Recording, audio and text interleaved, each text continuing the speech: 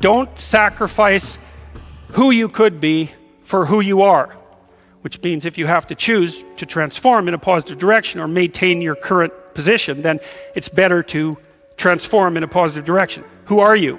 You're the thing that transforms who you are. But on top of that, you're the thing that transforms who you are. You are the thing that is, and you're the thing that becomes. And you should put the thing that becomes at a higher place than the thing that is. That means you also have to allow yourself to shake off those things about you that you might be pathologically attached to, habits and people, for that matter, ways of thinking, all of those things. You have to allow yourself to shake those off, and that's more like a burning. Every time you try to learn something, you're going to make a mistake, because what do you know? So you're going to make mistakes. And if the rule is every time you make a mistake, you're going to go jump off the bridge, then that's not a useful problem-solving strategy. And so when you make a mistake, you don't get to beat yourself to death with a club. You've got a problem. Something has objected to you. Then the question is, well, what does that mean? Well, maybe you're not looking at the world right. Maybe your goals are wrong. Maybe you're not acting properly. Hey, so I figured something out that I thought I'd tell you about. This took me like 30 years to figure out, and I figured it out on this tour. So there's this old idea, you know, that you have to rescue your father from the belly of the whale, right? From some monster that's deep in the abyss. You see that in Pinocchio, for example, but it's a very common idea. And I figured out why that is, I think. So imagine that we already know from a clinical perspective that, you know, if you set out a path towards a goal, which you want to do because you need a goal and you need a path, because that provides you with positive emotion, right? So you set up something as valuable, so that implies a hierarchy. You set up something as valuable. You decide that you're going to do that instead of other things, so that's kind of a sacrifice, because you're sacrificing everything else to pursue that. And then you experience a fair bit of positive emotion and meaning as you watch yourself move towards the goal. And so the implication of that is the better the goal, the more full and rich your experience is going to be when you pursue it. So that's one of the reasons that's one of the reasons for developing a vision and for fleshing yourself out philosophically, because you want to aim at the highest goal that you can manage. Okay, so you do that, and then what you'll find is that as you move towards the goal, there are certain things that you have to accomplish that frighten you. You know, maybe you have to learn to be a better speaker, a better writer, a better thinker, or you have to be better to people around you, or you have to learn some new skills and you're afraid of that, whatever, because it's going to stretch you if you pursue a goal, and so that'll put you up against challenges. Okay, so all the clinical data indicates, well, the opposite of safe spaces, as Jonathan Haidt has been pointing out, that what you want to do when you identify something that someone is avoiding that they need to do because they're afraid, you have them voluntarily confront it. And so you break it down. What you try to do if you're a behavior therapist is you break down the thing they're avoiding into smaller and smaller pieces until you find a piece that's small enough so they'll do it. And it doesn't really matter as long as they start it, you know, then they can put the next piece on and the next piece. And what happens is they don't get less afraid exactly, they get braver. They get it's like there's more of them. And here's why. So imagine you do something new, and that's informative, right? There's information in the action, and then you can incorporate that information and turn it into a skill and turn it into a transformation of your perceptions. So there's more to you because you've tried something new. So that's one thing. But the second thing is, and there's good biological evidence for this now, that if you put yourself in a new situation, then new genes code for new proteins and build new neural structures and new nervous system structures. Same thing happens to some degree when you work out, right? Because your muscles are responding to the load, but your nervous system does that too. So you imagine that there's a lot of potential you locked in your genetic code. And then if you put yourself in a new situation, then the stress, that's the situational stress that's produced by that particular situation, unlocks those genes and then builds new parts of you. And so that's very cool, because who knows how much there is locked inside of you. Okay, so now here's the idea. So let's assume that scales as you take on heavier and heavier loads.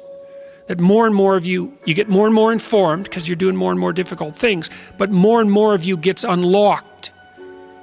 And so then what that would imply is that if you got to the point where you could look at the darkest things, so that would be the abyss, right? That would be the deepest abyss. If you could look at the harshest things, like the most brutal parts of the suffering of the world and the malevolence of people and society, if you could look at that straight and directly, that would turn you on maximally. And so that's the idea of rescuing your father, because imagine that you're like the potential composite of all of the ancestral wisdom that's locked inside of you biologically. But that's not going to come out at all unless you stress yourself, unless you challenge yourself. And the bigger the challenge you take on, the more that's going to turn on. And so that as you take on a broader and broader range of challenges and you push yourself harder, then more and more of what you could be turns on, and that's equivalent to transforming yourself into the ancestral father.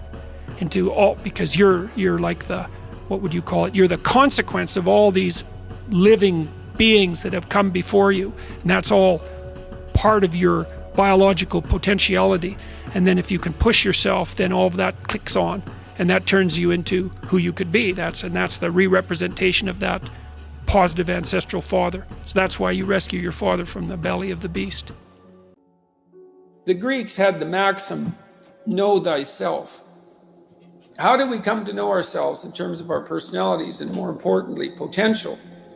Well, one of the first ways to come to know yourself is to understand that you don't. You can learn to kind of watch yourself like you're watching a stranger, but you have to adopt a position. It's a position of radical humility, I would say.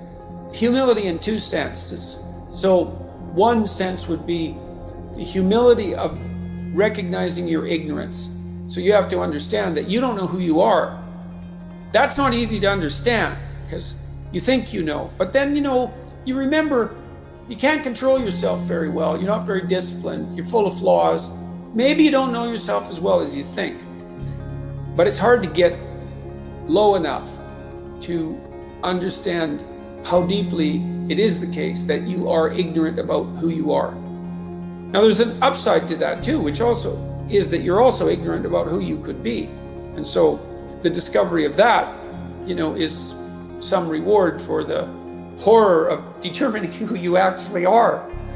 And then I would say, well, then you watch yourself and you attend to your conscience and you watch yourself like you're watching a stranger.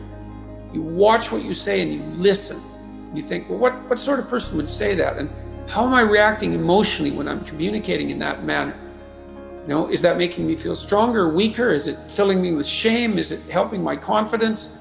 Am I laying out a lie? Am I deceiving myself and other people? Am I adopting this personality at parties that is designed to impress and to amuse, and it comes across as nothing but like self-centered narcissism? What are my dark fantasies? What are my aggressive fantasies? What is it that I'm willing to do? What am I interested in so that I'll spontaneously pursue it? What do I procrastinate about and why? What am I unwilling to do? What do I think is good? What do I congratulate myself for accomplishing? And what do I berate myself for failing to confront and to implement? Those are all incredibly complicated questions, and you don't know the answers to them. So that's a start. And then in terms of potential, well, you'll discover a little bit more about your potential as you discover who you are, especially the darker parts of yourself, because then you discover your potential for mayhem. There's some real utility in that. It's actually something that strengthens you, because the first thing that a realization like that can in fact produce is the ambition to incorporate that dangerousness into a higher order personality. And that can make you implacable. That can make you someone who can say no when you need to say no. That can make you someone who won't avoid necessary conflict. And so that's unbelievably useful. And so that's one of the potentials that you might discover. You sort of have to detach yourself from your thoughts and what you say.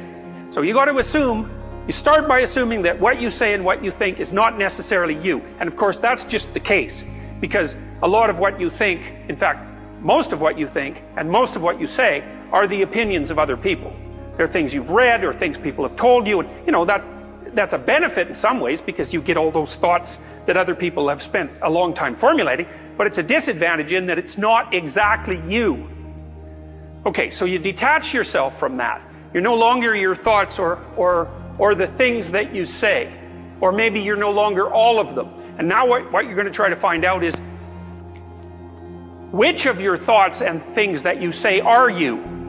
and maybe so you can not utilize the rest, or maybe so that you can correct the rest, because they're not representative of yourself as an integrated being. They don't take everything into account.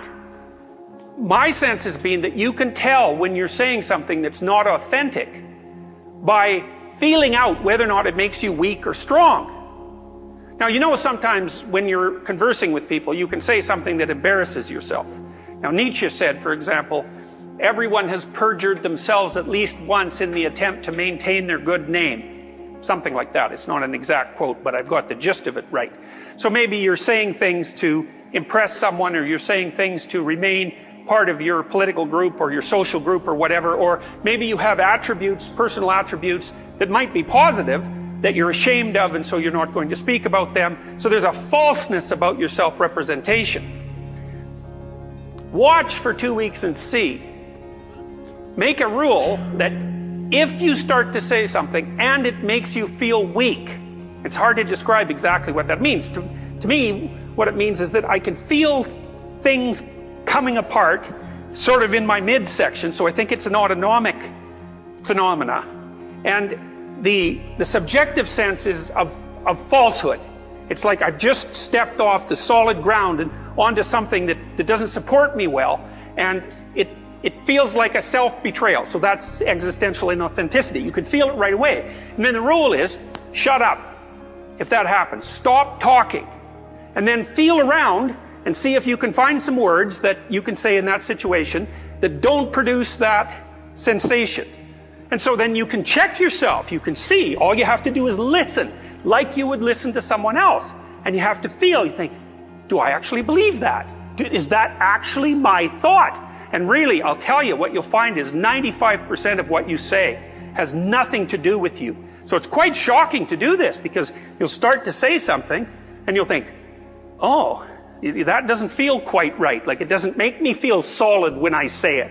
There's something about that I'm subordinating myself to something or hiding in some way. It's very difficult to figure out exactly what you're doing, but you'll find out that almost everything that's abstractly represented, Carl Jung said, people don't have ideas. Ideas have people. And that's something to really think about, because then you want to watch and see what ideas there are floating around in your head and start to figure out where they came from, because it's highly probable that they're controlling you, just like a marionette is controlled by the puppeteer. It's very, very similar. The other thing you do to discover your potential is to, well, you challenge yourself. You know, it's like Rule 4 in my book, 12 Rules for Life, is compare yourself to who you were yesterday and not to who someone else is today. And that's kind of a good way to start this. It's like, well, take a bit of a look at yourself and think about what's not so good that you could improve, that you should improve by your own standards, and that you would improve, you know, and set yourself a little goal. You know, maybe you're not studying at all at your university, or maybe your work and you've got this stack of paper there, you know, and you haven't looked at that damn stack for like a month, and you know that you should be, and you're bothering yourself at night because you're avoiding that. You think, well, I've avoided that stack of paper completely for 1 month. I'm quite a coward when it comes to whatever snakes might be hidden in that stack of paper. How about tomorrow I just like put that stack of paper in front of me on my desk and I glance through it for 15 seconds. See if I can do that. It's like, well, you set yourself a goal of improvement. You know, it's a humble goal, because really, are you such a coward that the best that you can bloody well manage after a month of avoidance is 15 seconds of exposure to a stack of paper? You know, it could easily be. You've been avoiding it. So you're obviously afraid of it. And so the situation could be that dismal and dire. And you might think, well, geez, it's no balm to my ego. It's not fostering the strength of my ego to recognize in myself someone who could only withstand 15 seconds of exposure to that thing I'm afraid of. And so that's a form of humility too. It's like, there's things you could do to improve, and you know what they are. And there's small steps that you could take, that you might take, that would put you in that direction. And then the question is, are you big enough to take those small steps? You know, are you capable of grappling with the fact that you're fundamentally flawed to the point where you have to break things down into almost childlike steps in order to manage them? And the answer to that is, yeah, you are. And that's the lot of, I don't know if it's the lot of everyone. Most people have things they avoid, and they're afraid of. So I would say to some degree, it's the lot of everyone. People vary in the degree to which they've conquered that. And you do meet people from time to time who are extraordinarily disciplined. But most of the time they've got disciplined in exactly this manner. It's through slow incremental improvement. And then you challenge yourself. It's like, well, could I do this? That would be better.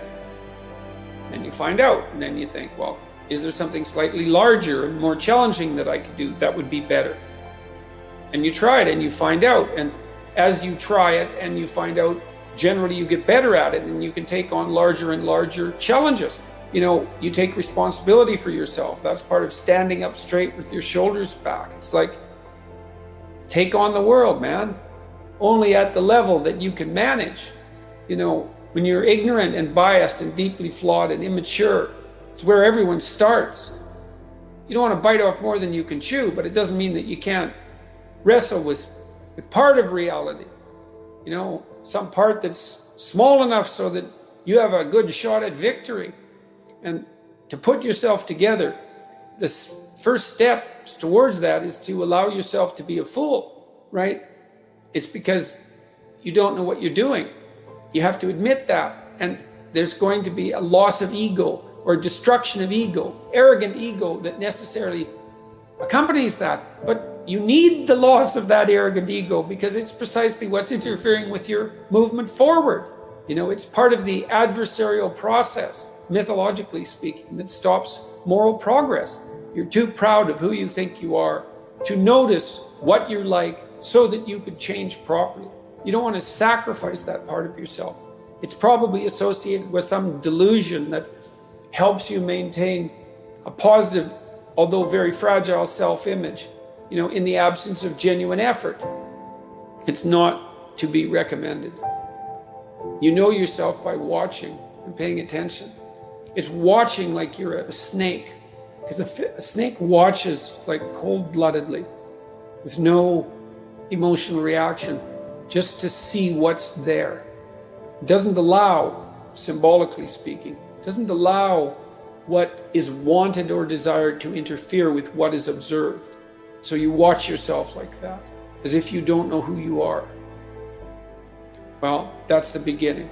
And then you challenge yourself continually to see how far past yesterday you can push today and tomorrow, and to continually experiment with expanding the domains not only of your competence but of your ability to increase that competence. And the upper limit to that is proportional to the moral effort that you put into it. The more that's guided by the highest of all possible visions, right? The alliance with the highest of all possible conceivable good. The more it's accompanied by truth in speech and action, the more you will develop your potential. You also, I suppose, have to be willing to undertake that as an adventure, because it's a hell of a thing to bear that kind of responsibility. It takes a person out of the ordinary. It takes them out of themselves. There's an alienation and an isolation that goes along with that, and a great sorrow, all of that together. But there's deep meaning to be had in it, and there isn't anything better that you can do.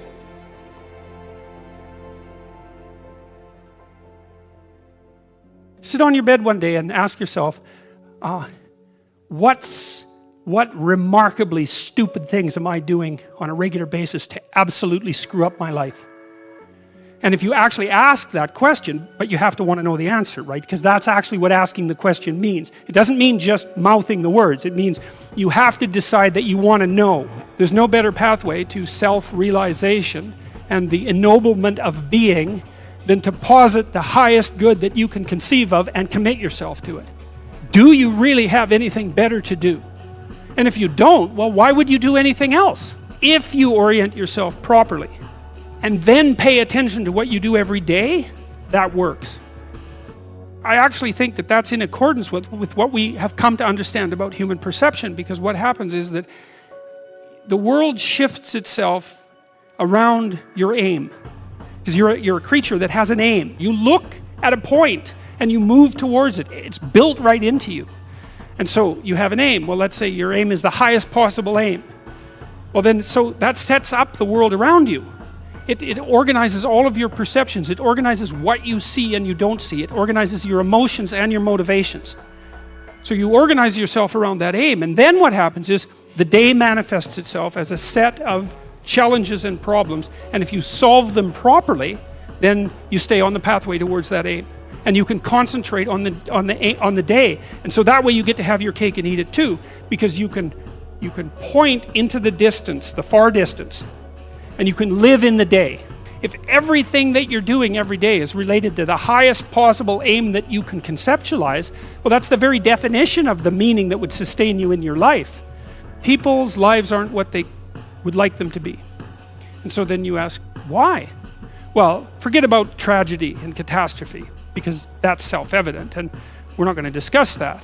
Although the degree to which you bring about your own tragedy is always indeterminate. But I would never say that every terrible thing that is visited on a person is something they deserved. I think that that's a very dangerous presupposition, especially because everyone gets sick and everyone dies. But one of the main reasons that people don't get what they want is because they don't actually figure out what it is. And the probability that you're going to get what would be good for you, let's say, which would even be better than what you want, right? Because, you might be wrong about what you want easily. But maybe you could get what would really be good for you. Well, why don't you? Well, because you don't try. You can't have everything. You can have what would be good for you, but you have to figure out what it is, and then you have to aim at it. You may formulate an idea about what would be good for you, and then you take 10 steps towards that, and you find out that your formulation was a bit off, and so you have to reformulate your goal. So you're kind of going like this as you move towards the goal. But a huge part of the reason that people fail is because they don't ever set up the criteria for success. And so since success is a very narrow line and very unlikely, the probability that you're going to stumble on it randomly is 0. And so there's a proposition here, and the proposition is, if you actually want something, you can have it. Now the question then would be, well, what do you mean by actually want? And the answer is that you reorient your life in every possible way to make the probability that that will occur as certain as possible. You don't get everything, but maybe you can have what you need. And maybe all you have to do to get it is ask. But the asking isn't a whim or today's wish. It's like you have to be deadly serious about it. You have to think, okay, like I'm taking stock of myself. And if I was going to live properly in the world and I was going to set myself up such that being would justify itself in my estimation, and I don't mean as a harsh judge, exactly what is it that I would aim at? What do you say to those viewers that don't pursue their dreams and are locked in their careers because they are too afraid to take risks and pursue something meaningful? Well, the first thing I would say is, well, you should be afraid of taking risks and pursuing something meaningful. But you should be more afraid of staying where you are if it's making you miserable. It's like the first thing you want to do is dispense with the idea that you get to have any permanent security outside of your ability to contend and adapt. It's the same issue with children. It's like you're paying a price by sitting there being miserable. And you might say, well, the devil I know is better than the one I don't. It's like, don't be so sure of that. The clock is ticking. Yeah, and if you're miserable in your job now and you change nothing, in 5 years you'll be much more miserable and you'll be a lot older. If you need to change your job too, let's say you have a family and children and a mortgage, you have responsibilities. You've already picked up those responsibilities. You don't just get to walk away scot-free and say, well, I don't like my job, I quit. That's no strategy. But what you might have to do is you think, well, this job is killing my soul. All right, so what do I have to do about that? Well, I have to look for another job. Well, no one wants to hire me. It's like, okay, maybe you need to educate yourself more. Maybe you need to update your curriculum vitae, your resume. Maybe you need to overcome your fear of being interviewed. Maybe you need to sharpen your social skills. Like, you have to think about these things strategically. If you're going to switch careers, you have to do it like an intelligent, responsible person. the first thing that you want to do is figure out, imagine you were taking care of yourself, like you were someone you cared for, which is rule number 2, by the way, essentially. Then you should figure out, well, if you could have what you needed and wanted, what would it be? What sort of friends would you have? What would your family relationships look like? How would you conduct yourself with your children? How would you educate yourself? You need to think through how it is that your life could be properly arranged if you had that ability. And then you can aim at that. A lot of you are going to find yourself embedded in bureaucracies. And and there's that, for better or for worse. And one of the things that is going to happen to you is that people are going to ask you to do stupid and ridiculous things. And the fact that they're asking you to do stupid and ridiculous things is going to do 2 things, 3 things to you.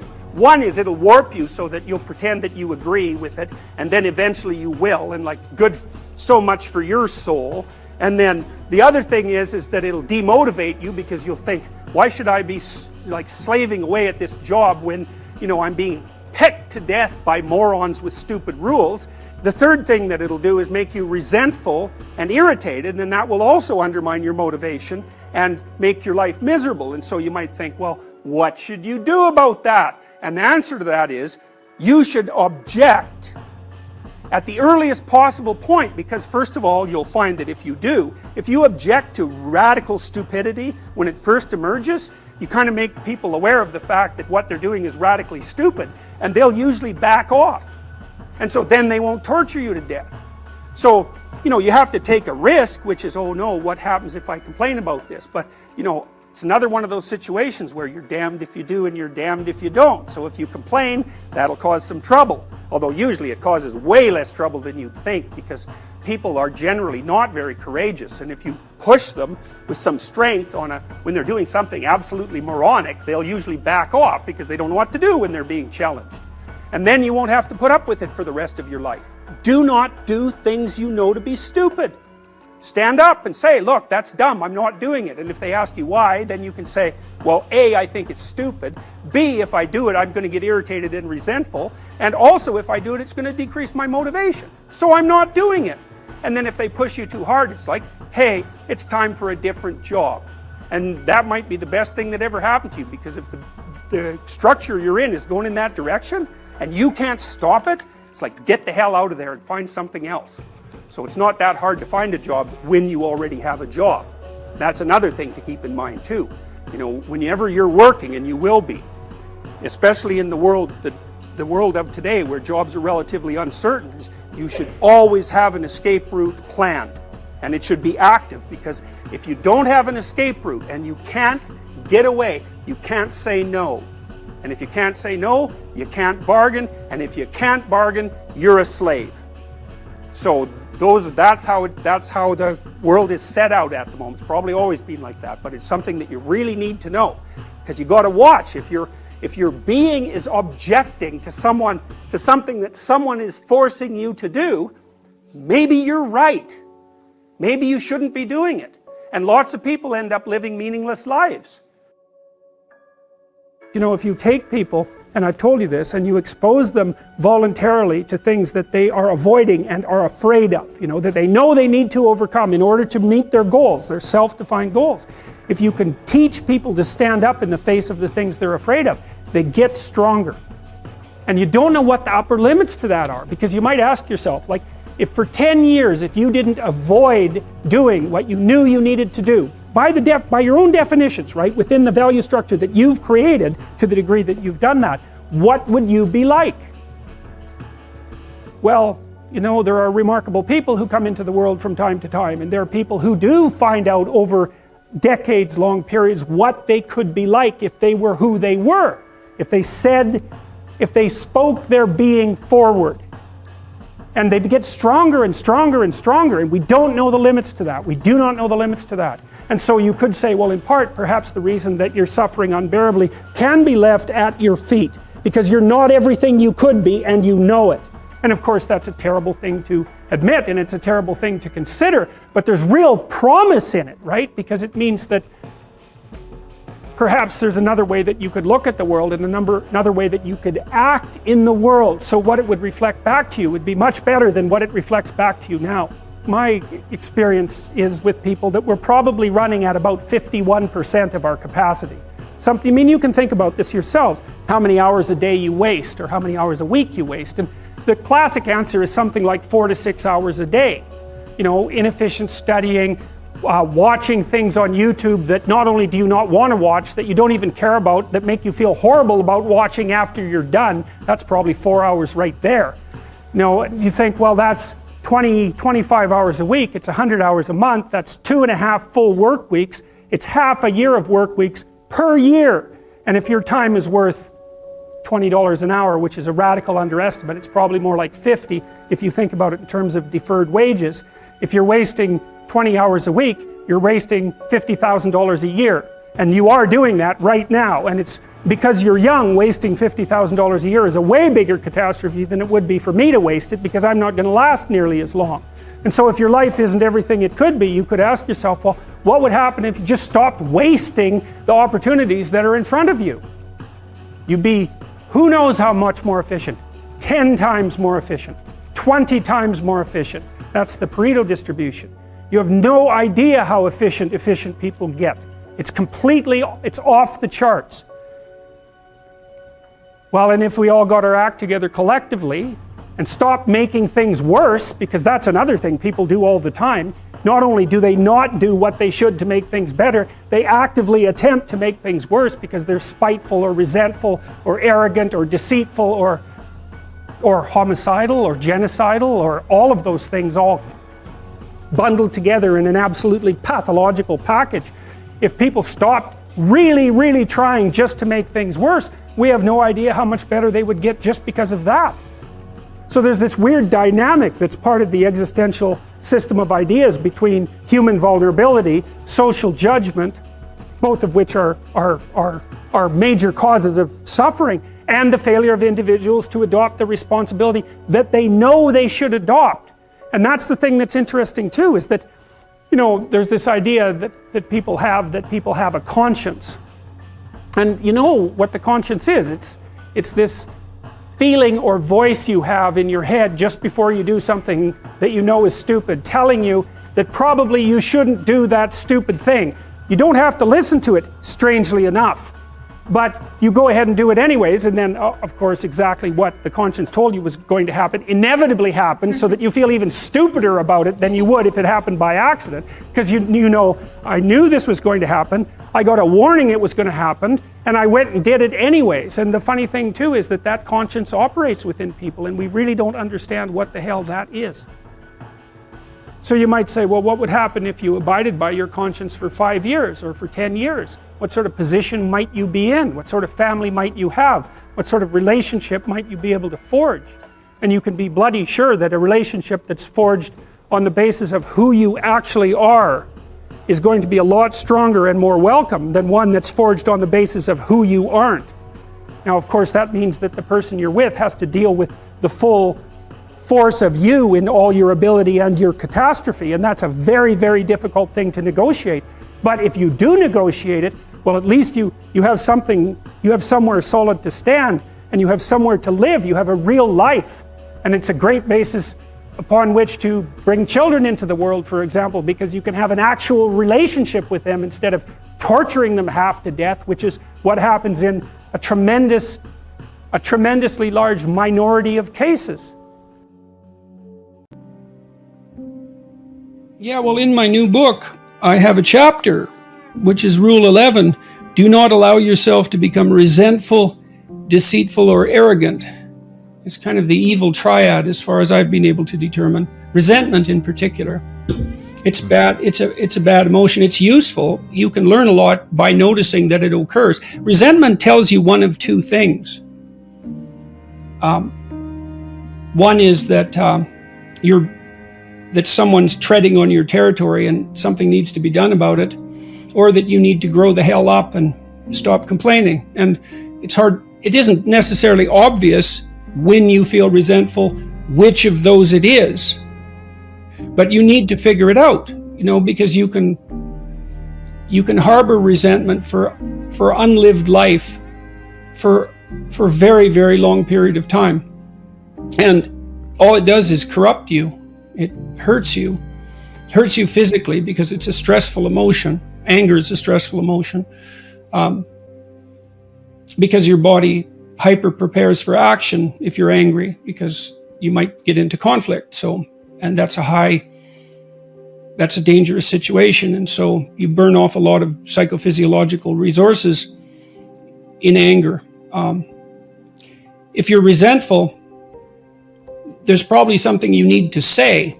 There's certainly something you need to figure out.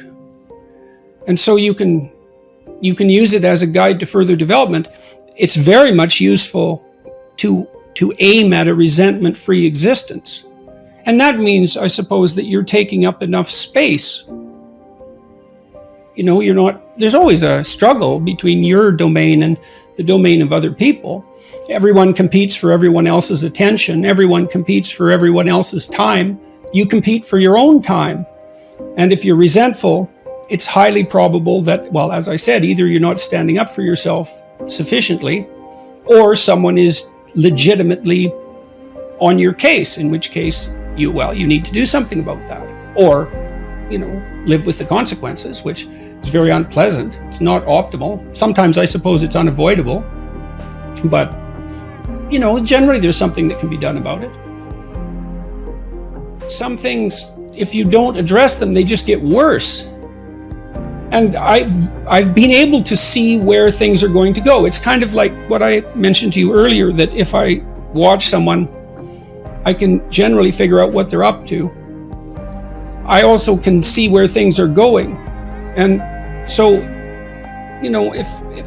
if I walk into someone's house and there are things out of order in a particular way, if I pay attention to that, that's often indicative of something not right in the relationship. Maybe the kitchen's a mess.